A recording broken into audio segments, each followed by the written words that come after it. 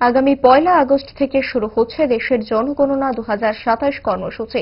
চলবে 30 আগস্ট পর্যন্ত। এই জনগণনার জাতীয় কর্মসূচি চলবে দুটি পর্যায়ে। দায়িত্বপ্রাপ্ত সরকারি কর্মীরা বাড়ি বাড়ি গিয়ে সামগ্রিক নাগরিক তথ্য সংগ্রহ করবেন। সেই মতো সংশ্লিষ্ট কর্মীদের প্রশিক্ষণ পর্ব প্রায় শেষের পথে।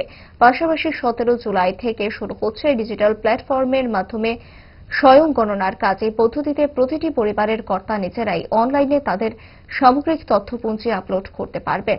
এর জন্য খোলা থাকছে একটি বিশেষ পোর্টাল খোলা থাকবে সকাল 6টা থেকে রাত 12টা পর্যন্ত। নাগরিকদের কাছে রাখা হবে 34টি প্রশ্নমালা। প্রতিটি প্রশ্নের সঠিক নির্ভুল তথ্য প্রদান করতে হবে সংশ্লিষ্ট পরিবারের কর্তাকে।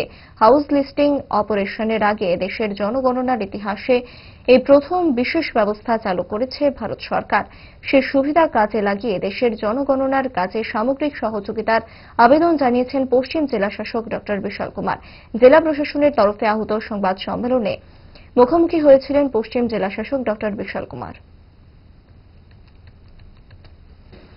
सेंसस 2027 का जो फर्स्ट फेज है, जिसको हम लोग हाउस लिस्टिंग ऑपरेशंस करते हैं, ये शुरू 1 अगस्त से हो रहा है और ये 30 अगस्त तक चलेगा।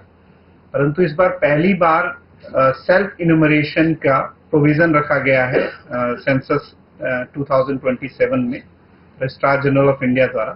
इसमें 17 जुलाई से लेकर 31 जुलाई तक ऑनलाइन पोर्टल जो है se.census.gov.in se.census.gov.in पे कोई भी जो नागरिक हैं वो इसमें इन्यूमरेशन में अपना हाउस लिस्टिंग ऑपरेशन के दौरान इसमें सेल्फ इन्यूमरेशन फॉर्म भर सकते हैं।